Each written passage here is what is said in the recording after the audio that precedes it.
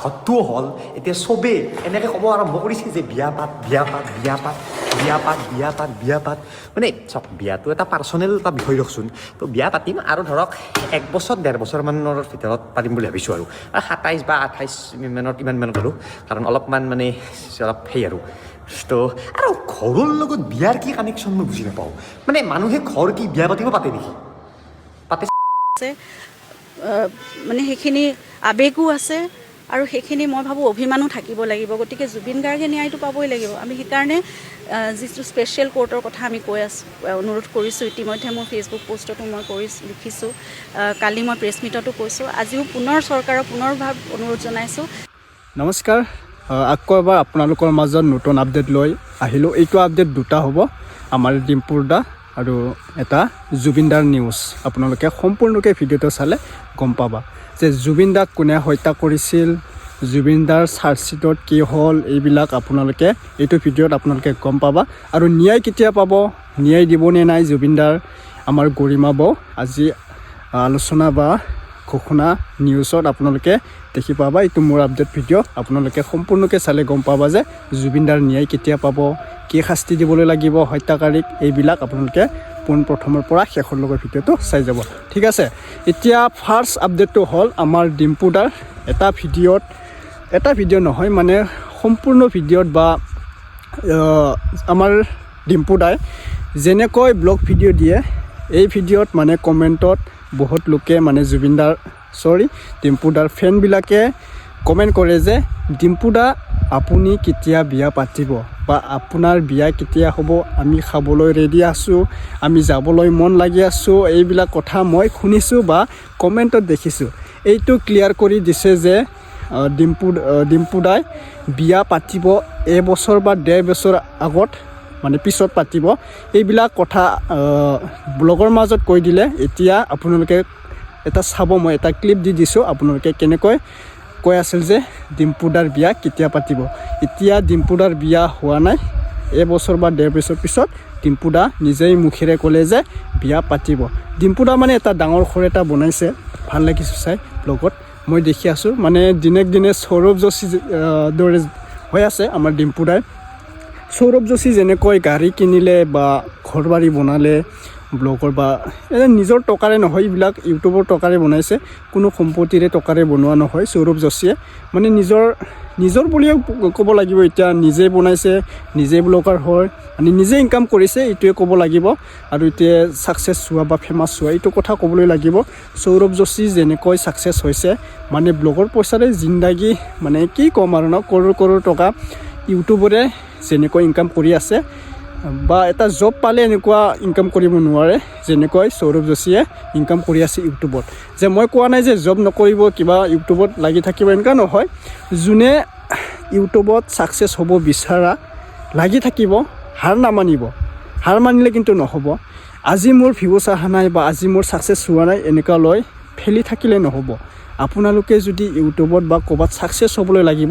লাগি থাকিব লাগিব হাৰ নামানিব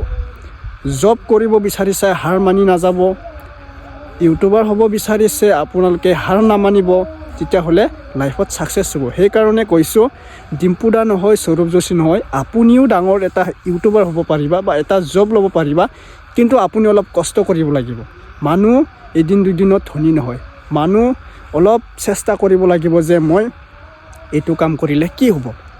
মই কেনেকৈ ছাকচেছ হ'ব পাৰিম যদি ডিম্পু দাই ছাকচেছ হ'ব পাৰিছে মই কিয় নহয় ময়ো ছাকচেছ হ'ব পাৰিম এনেকুৱা এটা মানে জিত লাগে আপোনালোকে কামটো কৰি যাব তেতিয়াহ'লে ছাকচেছ হ'ব যেনেকৈ সৌৰভ যোশী ইমান ডাঙৰ ইউটিউবাৰ আছে অসমত বা ভাৰতত ইমান ডাঙৰ ইউটিউবাৰ আছে আমাৰ আসামত এইবিলাকতো আপোনালোকে দেখিছে এতিয়া ক'ব নোখোজোঁ এতিয়া এইটোৱে ডিম্পু দাৰ বিয়াৰ কথা এইটোৱে 1.5 বছৰ বা 1 বছৰ পাছত ডিম্পু দাই পাতিব কৈ দিলে এতিয়া আমি নিউজটো চাই ল'ম আমাৰ মৰমৰ প্ৰাণৰ শিল্পী হিয়াৰ আমঠু জুবিন গাৰ্গ ডাঙৰীয়াৰ এটা নিউজ আপোনালোকৰ মাজত আহিছোঁ যে ন্যায় কেতিয়া পাব আৰু হত্যাকাৰীক কেতিয়া শাস্তি দিব আপোনালোকে চাই ল'ব আমাৰ গৰিমা বৌৱে কি আলোচনা কৰিছে ঠিক আছে যদি চেনেলত নতুনবাৰ আহিছে ছাবস্ক্ৰাইব কৰি ল'ব এইটো চেনেলত নতুন আপডেট দেখিবলৈ আপোনালোকে বেল নটিফিকেশ্যনটো অল ক্লিক কৰি ল'ব পোনপ্ৰথমে পাবলৈ ঠিক আছে ভিডিঅ'টো চাই লোৱা আৰু শ্বেয়াৰ কৰি দিব জুবিনদাৰ বাবে এটা ছাবস্ক্ৰাইব কৰি দিব প্লিজ লাইক কৰি দিব আৰু টিম্পুদাৰ বাবে ভিডিঅ'টো শ্বেয়াৰ কৰি দিব লাইক কৰি দিব ভিডিঅ'টো চোৱা সমগ্ৰ ৰাইজৰ সমগ্ৰ অসমৰ লগতে চৰকাৰৰ দায়িত্ব আছে মানে সেইখিনি আৱেগো আছে আৰু সেইখিনি মই ভাবোঁ অভিমানো থাকিব লাগিব গতিকে জুবিন গাৰ্গে ন্যায়টো পাবই লাগিব আমি সেইকাৰণে যিটো স্পেচিয়েল কোৰ্টৰ কথা আমি কৈ আছোঁ অনুৰোধ কৰিছোঁ ইতিমধ্যে মোৰ ফেচবুক পষ্টতো মই লিখিছোঁ কালি মই প্ৰেছ মিটতো কৈছোঁ আজিও পুনৰ চৰকাৰক পুনৰভাৱ অনুৰোধ জনাইছোঁ স্পেচিয়েল কোৰ্টখনৰ যাতে ব্যৱস্থা কৰে সোনকালে আৰু য'ত মানে ডে টু ডে হিয়াৰিং হৈ থাকে প্ৰতিটো বস্তু আৰু সোনকালে যাতে সেইখিনি আগবাঢ়ে গতিকে আমি আইনৰ গণ্ডিৰ মাজত থাকিয়ে যিহেতু এই গোটেই বিচাৰ প্ৰক্ৰিয়াটো শেষ কৰিব লাগিব সম্পন্ন কৰিব লাগিব আমি শেষ মানে ৰিজাল্টটোও পাব লাগিব আৰু অভিযুক্তই উচিত কঠোৰতকৈ কঠোৰতম শাস্তি যিটো হ'ব পাৰে সেইখিনিও পাবই লাগিব গতিকে সেইখিনিলৈ আগবাঢ়িবলৈ আমি এতিয়া এই স্পেচিয়েল কোৰ্টখনৰ আমি আবেদন পুনৰবাৰ জনাইছোঁ কাতৰভাৱে অনুৰোধ জনাইছোঁ সেইখিনি হ'বই লাগিব কিন্তু এই ঘটনাৰ বাবে কাৰো অনুশোচনা দেখা নাই গৰিমা শইকীয়া গাৰ্গে হাত অভিযুক্তক অসুৰ বুলি ক'লে গৰিমা শইকীয়া গাৰ্গে দানৱ কেইটাৰ শাস্তি বিচৰাৰ লগতে জুবিন সকলোৰে প্ৰাণ আছিল বুলিও ক'লে গৰিমাই গতিকে এই দোষীসকল দোষী আৰু এইকেইটা এই অসুৰকেইটাক মই মানুহ বুলি নকওঁ দোষী বুলি ক'লেও মানুহ হৈ থাকে গতিকে এই অসুৰকেইটাক দানৱকেইটাই মুঠতে শাস্তি পাবই লাগিব একদম গুৰুতৰ শাস্তি পাব লাগিব জুবিন গাৰ্গ আমাৰ সকলোৰে আৱেগ আছিল আমাৰ প্ৰাণৰ মানুহ আছিল আপোনালোকৰ সকলোৰে বাবে আছিল জুবিন অকল মোৰ স্বামী নহয় গতিকে জুবিন গাৰ্গ নোহোৱা হৈ যোৱাটো একে সাধাৰণ ঘটনা নহয় এই অসুৰকেইটাই দানৱকেইটাই শাস্তি পাবই লাগিব অসুৰবধ হ'বই লাগিব ইফালে বিশেষ আদালতত বিচাৰ নহ'লে জুবিনে ন্যায় নাপাব বুলি বিস্ফোৰণ ঘটাই গুৱাহাটী অধিবক্তা সন্থাৰ সম্পাদক জয়ন্ত শৰ্মাই গোচৰটো CBIক প্ৰদানৰ পোষকতা কৰে অধিবক্তাগৰাকীয়ে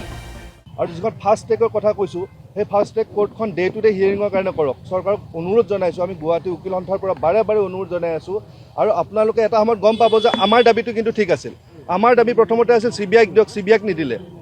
বুজিছে কিন্তু CBIক দিলে ইয়াতে নিশ্চয় ভাল হ'লহেঁতেন আমাৰ এইটো বিশ্বাস গতিকে আমি এতিয়া দাবী জনাই আছোঁ ডে টু ডে হিয়াৰিঙৰ কাৰণে কোৰ্ট দিয়ক ভাল এটা টিম দিয়ক তেতিয়াহে জুবিন দাই কিন্তু ন্যায় পাব তেতিয়া অসমবাসীয়ে ন্যায় পাব নহ'লে কিন্তু আমি তেওঁৰ নিচিনা এজন মানুহক হত্যা কৰিবলগীয়া কি থাকিব পাৰে আমাৰ ঘৰখন সানবান হ'ল গোটেই অসমৰ ৰাইজে এই বস্তুটো সেয়াই বিচাৰি আছে যে কেনেকৈ জুবিন গাৰ্গৰ দৰে এটা সত্তা এনেকৈ নোহোৱা হৈ যাব পাৰে গতিকে তেওঁৰ নিচিনা এজন মানুহক হত্যা কৰিবলগীয়া কি থাকিব পাৰে চবটো খুলি সম্পূৰ্ণ নিজক উদঙাই সকলোখিনি দেখোন দিয়ে আছিল মানুহজনে তাৰপিছতো এনেকুৱা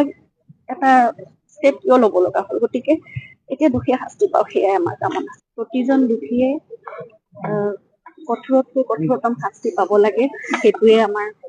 কাম্য আৰু ন্যায় ব্যৱস্থাটো খুব ভাল হ'ব বুলি আমি ভাবিছোৱেই কোনো সাৰি যাব নালাগে আৰু সেই তদন্ত ব্যৱস্থাৰ ওপৰতো আমাৰ আস্থা আছিল আৰু আমাৰ দেশৰ আইনৰ ওপৰত আমাৰ ন্যায় ব্যৱস্থাৰ ওপৰতো সিমানেই আস্থা আছে গতিকে সেইখিনি হ'ব বুলি আমি আশা কৰিছোঁ আৰু তাতে আজি মাননীয় মুখ্যমন্ত্ৰী মহোদয়ে কৈছে যে ফাষ্ট ট্ৰেক আদালতৰ কথা তেওঁলোকে হাইকোৰ্টত এপিল কৰিব গতিকে সেইখিনি আমিও সকলোৱে বিচাৰিছোঁ